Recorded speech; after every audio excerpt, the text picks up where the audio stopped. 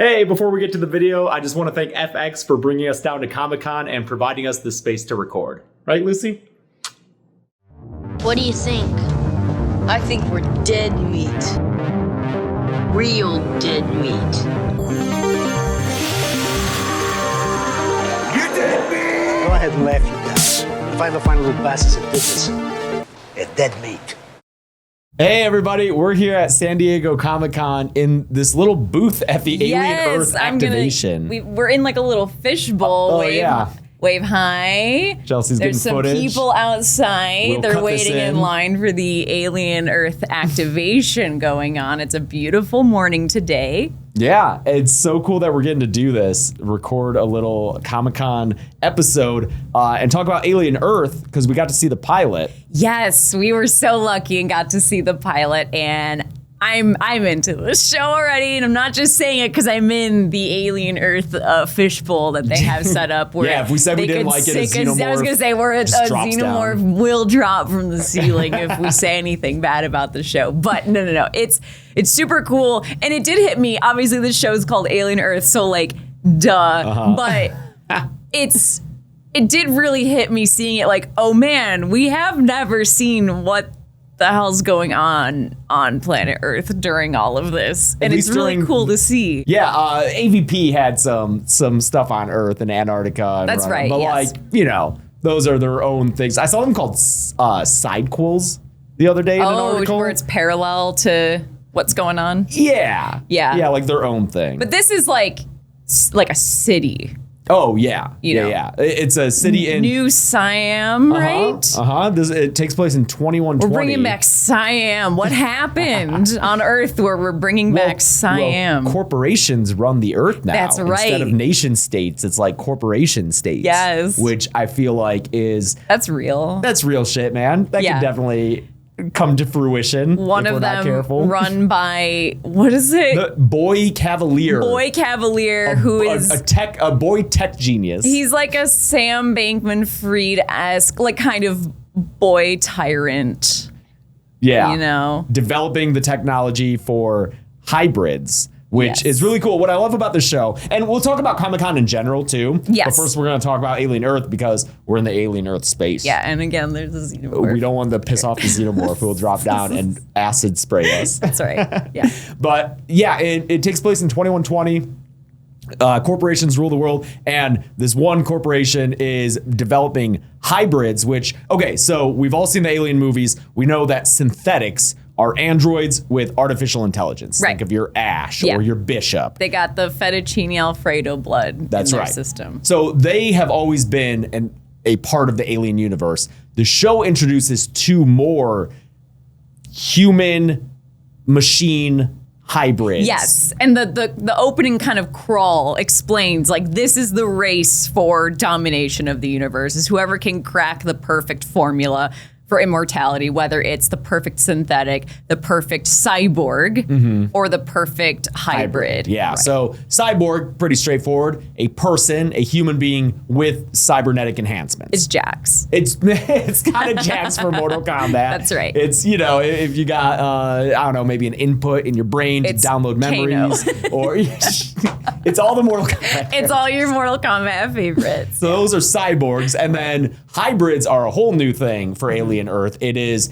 an android body, but with human consciousness downloaded into it. So instead of artificial intelligence, it is a human consciousness. And that seems to be what the show is hinging on and focusing on. She seems to be our main character. Yes, Wendy, played by Sydney Chandler. Yes. Who we got to speak to yesterday. Yes, we got to speak to two robots yesterday. Yeah, two different robots. Yeah, Sydney Chandler, who's Wendy. And Babu. Yeah, Babu Cisse. Babu Cisse. Who plays Morrow. Yes. I think is how you say his name. Who's a cyborg. We don't learn a ton about in the pilot. That guy's mysterious. He was he's an enigma at this point. Yeah, we won't spoil specifics. We got a wink. We got like a twinkle in his eye from him, and that was like, what's up with you, man? Like, what's your deal, He dude? gave us a Santa Claus-esque little wink. Yeah. And that's all we glimmer. got. Yes. But hybrids are really interesting because the consciousness being downloaded into them by necessity, apparently, is that of a child. because apparently adult brains are too fixed and static and not malleable enough to undergo this process. Right. So it seems to be like sick kids. Yeah. It looked like Wendy maybe had cancer, perhaps. I think it's the idea that there may be terminals. That's probably how they can get, the consent of families, maybe. Because their human bodies are failing them, for lack of a better term, and so their human consciousness are being put into fully grown, fully strong and really strong, strong bodies. So you end up with a group of them, and they even call them the Lost Boys, not after Kiefer Sutherland. No, it is not vampires. Peter Pan. It's after Peter Pan. Right. And so it's a bunch of kids in android bodies, and that's the most intriguing part of the show to me so far. But there's lots going on because Wendy, the main character and the main hybrid, she's under the tutelage of Timothy Oliphant. Yes, looking real creepy. He looks so weird. I like this. He's kind of playing against type here, which is a lot of fun. There he is. He's on the screen right now. He looks like David Byrne. Yeah, for sure. He does look like he would be really good on a synth or a theremin. He's got that kind of vibe. I can't tell if his character is a synthetic or a cyborg. I think he's a synthetic. I think he's a synthetic. Because the way he speaks about humans as a you, I'm not. But I did read an article that called him a cyborg. Maybe it was wrong. I don't know. It might be either of those. Yeah. But that's the cool thing, is that already just one episode in, this feels very fleshed out, this universe, the conditions. Yeah. Even though we're listen, this takes place 2 years before the first Alien. Yeah. So this is a prequel to the movies we know. Yes. And in the first movie, they apparently, they encounter the xenomorph. They don't know what it is. So either the people on the Nostromo have already left and don't know what's happening on Earth, or whatever happens in this show is going to get covered up or something. Yeah, it's got to be one of those two things. It's got to be one of those things. I don't know. There's so much mystery. I'm sure they're already in cryo sleep, and I would assume so. They just, the company just makes the call, we're not going to tell them. Yeah, hey, maybe don't tell them about what's happening back on Earth, because because it's the company. It's Weyland Yutani is one of the 5 corporations. I forget the names of the other ones. Prodigy is one. Yeah, I can't remember the other one. But I'm interested. That's the thing, is they kind of name them, and I'm I want to know what each of them does. Yeah, I want to get into this. They're almost setting them up like little kingdoms. Yeah, and it makes me want already enough seasons to really get in depth with all this. Yeah. Because it's just such a cool setup. And the other thing that puts my trust in this is that it's by Noah Hawley. Yes. Who did Fargo. Yeah, we're big fans of Fargo. Yeah, here. I mean, we only saw the first 2 seasons. Yeah, but it's incredible TV. They're 2 of the best seasons of television we've ever seen. Right. And so the fact that he's running this is really exciting, just because it's such a cool property. We got the xenomorphs, and I want to see what he does with them. And the cast is great. Mm-hmm. Yeah. Were there other plot lines? Because there's a lot of focus on Wendy, obviously. Yeah. I mean, I'm just intrigued by, I want to learn more about the state of Earth in general. Because I was reading an article about the production design and, the direction they kind of went with it. And they just kind of did the logical projection of, the Earth's getting warmer, it's getting wetter, and that's why they shot in Thailand, I believe. That makes sense. Okay. So everything just feels very humid, moist. We even see in the pilot, there's boats being used as transportation within this big city. Yeah. I think they said that was something where it was both a boon and a hindrance to production, where this humidity kind of made for some really cool texture where stuff would even get moldy and would, but that's actually in real life? Yeah, where it would get mildew and it would instantly get this kind of realistic texture, which is cool, but also gross and probably not fun to film in. So I think that that's really interesting. Yeah, and that's the other thing about when it takes place is 2120 is it's just 100 years from now, which is far enough in the future where you can get imaginative with things, but near enough to where it's you can take the current present day conditions and extrapolate them. Because like we said, they're named after Peter Pan. They have Peter Pan footage, and they're watching an Ice Age movie at one point. They're watching, which is it's really not fun. even the first Ice Age. I think it's like an Ice Age sequel, which I thought was so funny that is like what would stand the test of many decades. And that's the thing is like, it's believable that some of our media, maybe most of our media, survives 100 years in the future, because we're already at the point where we're watching movies that are 100 years old. Yeah, like for Nosferatu. sure. And that was before. And we still read books from well over 100 years ago. We listen to music made, granted the recordings themselves aren't old, but you get my point. Yeah. Plays written many hundreds of years ago. And that was all before digital storage, which would keep it going. So that's what I love, is that it's like close enough to be connected to our world to feel familiar enough. Yeah, it's like, we see a glimpse of a shopping mall kind of area. I think that's where the ship ends up crashing, is this kind of mall. Dude, the set piece. Yeah, that's really cool. Yeah. The set piece of, it's the premise of the show is this ship that's modeled after the Nostromo. So these early shots, just looks. It's alien. The very first part of the pilot feels like bizarro alien. Even with the dissolves as they're getting out of the them cryo sleep, they're in their underwear. Yeah, it's so weird. Yeah, it's great. It's just like a fun, like, okay, we're reestablishing that we're in the Alien franchise. This is where we are. And I was like, okay, is this whole thing gonna just be like a shot-for-shot remake? Right. And they're like, no. There's your taste. We're taking your shot-for-shot remake and crashing it onto a planet. Yeah. You thought you wanted this? This is not what this is.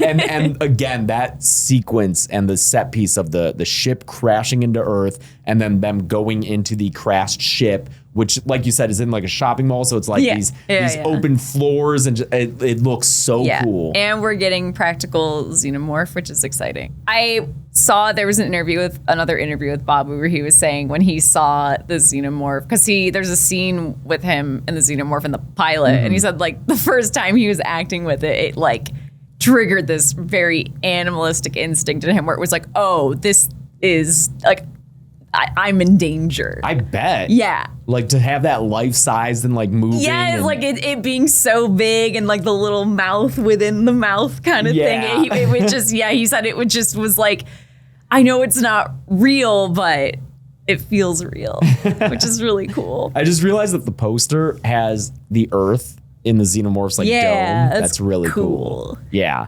I feel like that could be a cool blacklight poster. Oh yeah. Like a velvet poster. Yeah. Like it's really close to being a poster you would see in like a stoner den. Yeah. I like it. And they've been working on this for years, right? Yeah. I feel like I've heard about this for at least a year, if not a few. Mm-hmm. And there's obviously money and time spent on it. Mm-hmm. It shows on screen. I believe FX will not disclose how much was spent. Is it really? Yeah. Like they're not even saying. They're like, listen, our shareholders are going to be so mad at us. They're going to be so mad. Yeah. Unless it does really well, which I hope it does. We'll probably learn eventually how much. But for now, they're like, we'll just say cost what it cost. It was expensive.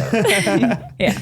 When the episode ended, I was just like, we only get this one, huh? Mm-hmm. We gotta wait a few weeks before we can watch more of it. Which was frustrating because I just want to see where it goes. Yeah. Yeah, and I'm assuming if it's FX, it's gonna be once weekly, right? It won't be all dropped at once. Yeah. Which is my preferred way to get a show. Make me wait for it. Yeah. But that is gonna be frustrating waiting to see what happens. But I can't wait. Yeah. Yeah. Yeah. So definitely check it out. It's August 12th. That it'll be on FX. Mm-hmm. Hey, we're here with Sydney Chandler and Babu Cisse from Alien Earth.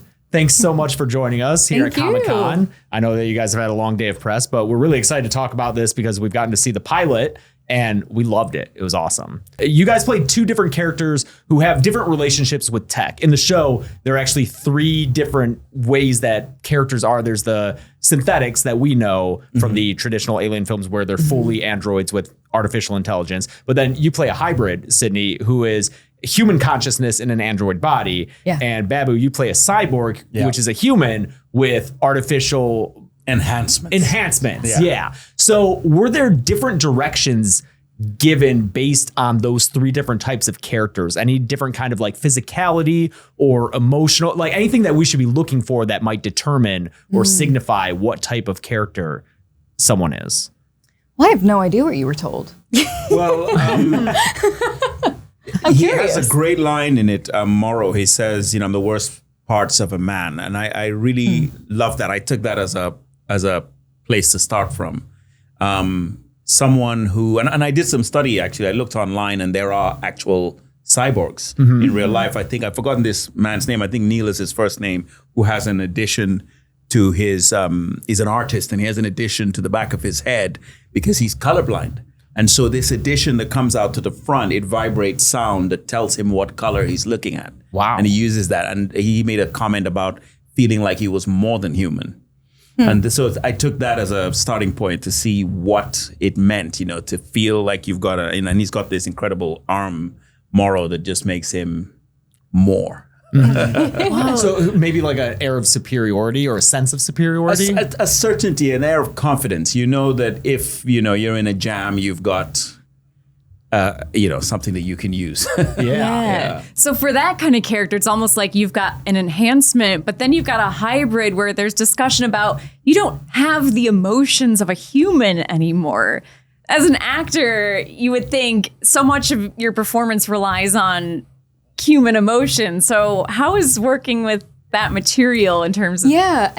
And it's interesting with the hybrids as well, because they're trying to create. Wendy is the first try at immortality, and so you do want them to be as human as possible. If I was going to take your consciousness and put it in a body, you probably would want to still be able to. Well, I don't know. Would you want to be able to sweat or have your heart race? Or so these were all conversations that we had about there is no blueprint for these characters. And one thing that Noah said that I loved is this idea of children finding our characters' personalities and then seeing where the personality would almost override the system. So where does the personality come out through the mechanics? And that was a really fun jumping off point. And it allowed us to really dive into the humanity of our characters. And, like Wendy says too, I am human. Yeah. She's fully in belief of that. And so that was kind of where I went to focus, because I didn't want to focus too much on the mechanics. I wanted to get to know her, and had a long time to do so, which was just so awesome living in her shoes. So yeah. Mentally, how old is she? Wendy is 11. We went from 9 to 11. Oh, okay. Oh, was there a reason that she was aged 11? up? 9. 9 to 11. Yeah. 12?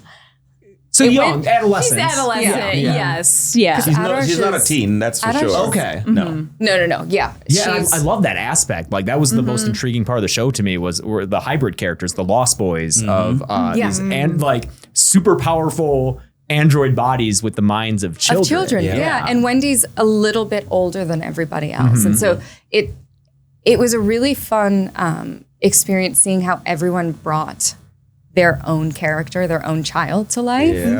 Because there was something so intimate and personal about it too. You could I could see Jonathan as a kid. I could see Edrish as a kid. I learned about me as a kid, being able to play that. So just having a job to be able to go do that. I'm not sure which actor Jonathan is, but there was one hybrid that stood out so much to me during a scene where you're all sitting around and there's one of the kids who just can't sit still, and he just he plays me. Yes, that's me. And I couldn't stop looking at him. He's amazing. It's okay. He's 100%. Yes. Yeah. Did you do anything to kind of find or remind yourself of how it is to be a kid? Did you watch old videos of you as a kid, or do you have any younger relatives that you spoke to or hung out with? I joined a kids karate class. Really? Oh, that's so cool. Which they were so much better than me. Really intense children. It was quite cool.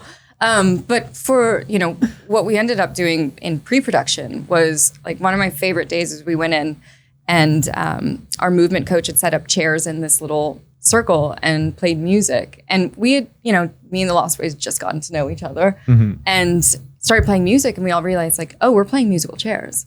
And so all of us adults who kind of know each other just jumped in. And we got to play these games. And then meanwhile, we're learning how to do stunts and murder someone with knives. And so it was just awesome. It was so musical awesome. chairs and murder someone with a knife. Yes. That's That the was like our range. typical day. Not a bad day at work. Before we started the interview, you both had mentioned you were already fans of Alien and the franchise in general. I would love to know, because the series itself spans kind of a range of genre, especially those first two movies, which to me, I still have a hard time picking between the two of them in terms of which one I like better. Do either of you have a preference? You've got the first one's kind of like a horror, the second one's more of an action. I don't know which flavor either of you maybe like more or. And I love them both. And you're asking there's me- no It's wrong so answer. hard. Yeah. Yeah. No, honestly, I'm a big horror fan. Yeah. And also, I saw that film about 9. I saw the first one when I was about 9 or 10, and it just had such a profound impact on me. So it's always gonna hold a place in my heart, like regardless. Yeah, it was amazing, just amazing. Yeah, the first one. I watched it at too young an age. Of course, it's like wonderfully scarred me. Yes. So it's just, that movie means so much to me. For Yeah, that I saw the reason. first one early on, and then I didn't see the second one until like way later than you'd expect. Right. Yeah, exactly. same. And it had been hyped up so much, Yeah. and I had heard that a lot of people preferred it over the first, and I was like, let's see. And I watched it, I was like, oh no, it's this is really it's a good. masterpiece. It's really Yeah, good. no, it's Yeah. good. Amazing. Yeah. I mean, you kind of have to just watching the two of them back to back. Just That's the what way. I did. Yeah, is Yeah, kind you of get the best of awesome. both worlds. Yeah, exactly. And I love that about the franchise in general is that it offers all these different flavors of like horror and action and sci-fi, and there's some humor, and it's just like the whole breadth of experience. It's great. Yeah. And we Yeah. get to do that, in the series. Yeah. We get to dip into all of those feelings, genres. It's amazing. Yeah. It was really, Yeah. really a gift. Do we ever go the horror route in the series without getting too spoilery? Oh, get ready. Okay. Yeah. I say, well, we'll leave it at that. When it comes to sci-fi, though, are there any like sci-fi works that really stand out to you, or any authors, any films, even any tropes or themes? Because I really appreciate about sci-fi how it lets us explore like the potential of humans and what we are, the potential futures that we have, even if we don't always match them. So anything that like stands out to you, or any favorite works? Magician by Raymond E. Fierce, which is more towards fantasy, to be honest. But Okay. I read that book about 10 times as a kid, and then got onto Lord of the Rings, but I really struggled because it was such a massive book. It's very dry, you too. spend 3-4 pages describing a tree. I did come back to it and loved it the second time around. That's one that stuck with me over the years. And Dune recently. Oh yeah, the films are just I watched it in Bangkok actually while we were filming Alien, and Oh, nice. just the size of the screen and the whole experience was something. Yeah. Yeah. Gosh, there's so many. I know where to start. Yeah. One of my favorite books is Lilith's Brood by Octavia Butler. If you haven't read it, go read it. No, I have not read Okay. it. Good recommendation. Great. It's so good. And it kind of touches on a lot of the themes that we deal with in the show. I read it over and over again. I've read it probably like 10 or 11 times over my lifetime because I'm a nerd. But I read it right after I had gotten this job as well, because it is very much about what it means to be human in a really creepy way. You guys would really like that book. I think. Okay. Yeah. Yeah. I'll check That that is, out. it is very sci-fi. Okay. Very, very sci-fi. Just fun, like party question that we always enjoy debating and that we like asking our friends. If you had the choice, would you rather, if offered, would you rather be able to go to the bottom of the ocean, like on a trip, or outer space? Just free trip, assuming it's all Wow. safe. And Do I survive? Like, I Yes, survive. assuming it all goes anywhere. You know. I mean, a legitimate Listen, I know. you are intended to survive. Yes. Okay. Outer space, no question. No question. Okay. No question, outer space. The idea of 4 kilometers of ocean above me, That I pressure. like that. Yeah. But outer space, who knows? I might see a quasar, Oh, sure. right? If we go Quasar. far out enough, right? Or Neptune, I don't know. So, I'd yeah. love to see Earth. Yeah. Like that size. Earth from afar. I think my would be mind cool. would maybe Little shatter, blue but in dot. a Yeah. good way. Yeah, it'd be very existential. Yeah, That's- maybe humbling. There's our home. That was That'd be- William Shatner's experience. So. Yeah, that's the conclusion we came to earlier when discussing this question. So as you well. want to go to space instead? Oh, yeah. Yeah. Also, it's very dark at the bottom of the ocean. Yes. You know, And those scary fish. and the kraken. Like I don't know, that scares me. Yeah, you never Indeed. We don't know. Thank you so much for your time. This was so great. You guys are lovely. And again, congrats. Yeah, It's amazing. Congrats. I Thanks can't so wait for people to much. see it, and I can't wait to see more of the show. Yes. Oh, brilliant. Yeah. Brilliant. So exciting. Awesome. Thanks, guys. Yeah, seriously. Yeah, they have a really cool presence here at Comic-Con. We're in this little booth. Yeah. Like, again, there's a line of people just outside these windows, and they're in line for the Alien Earth activation. Yes. This was so much fun. We did this last night. Yeah, when it was Wreckage Code Red. Yeah. I don't know if, like, it changes. So what? Because it's sometimes code red and sometimes not. Yeah, so I don't know if regular Alien Wreckage, the activation, is... Because the conceit is that you're going in, you're helping them clean up wreckage, and like you're given tasks to do. But when we went last night, we got to the first thing and they're like, oh shit, something's gone wrong. You gotta go. Yeah, And I wonder if during the day, if it's more like you're actually doing the thing. You're doing little tasks and it's more escape roomy versus, oh my God, we're all gonna die. And The actors here at the activation are fantastic. yes. Your blood is like acid. You're gonna be okay, all right?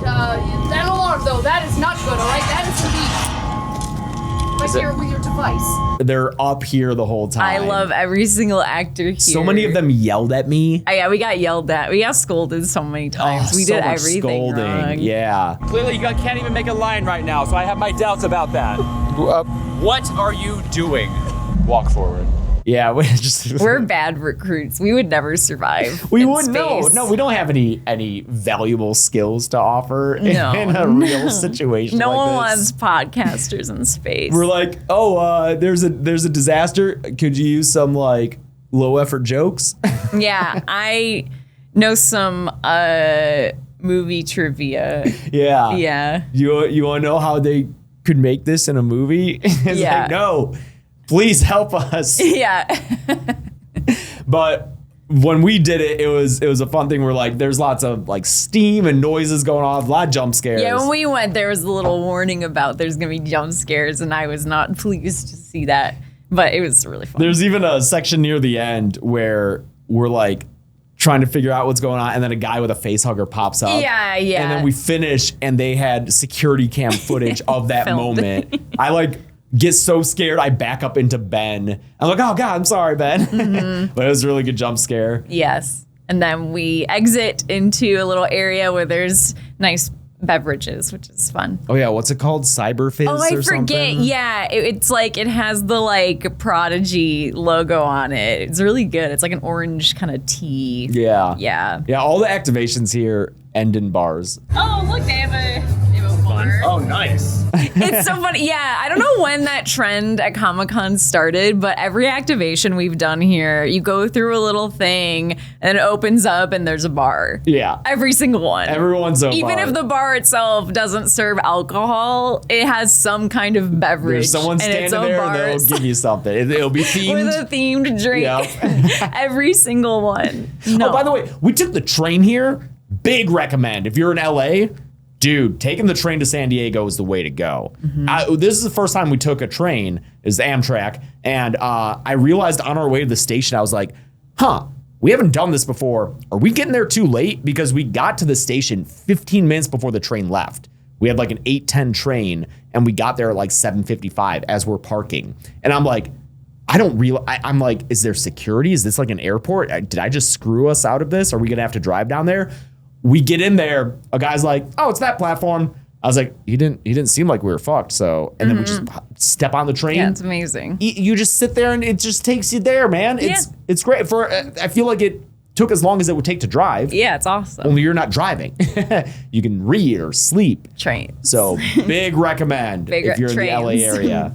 And I guess in general. In general, we love it. Trains, yeah. Want to say again, thank you to everyone at the Alien Earth activation. They've been amazing this whole weekend. Have treated us so well.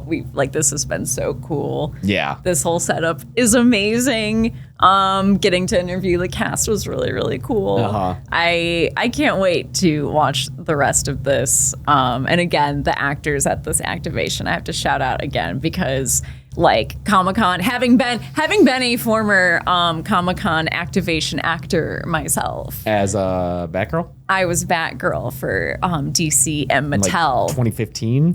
10 years ago now? No, it was 2016, so almost 10 years ago. So I feel like I can just openly say I did that at this point. Yeah. But yes, I was Batgirl officially. For a while, I was the only person allowed by DC to be Batgirl That was with public. Was it DC Superhero Girls. Yeah. Superhero Girls? Yeah, that's what And it is exhausting. So big props. Yeah, and the fact that we were doing it at the end of the day and they were still giving it their all. Yeah. Like we had to have been Super some high of energy. the last people and they were still like yelling at us and oh yeah, didn't you have like someone was giving you tips or was she just telling you were gonna die? She was telling me I was gonna die. Oh, okay. But she was very, very funny.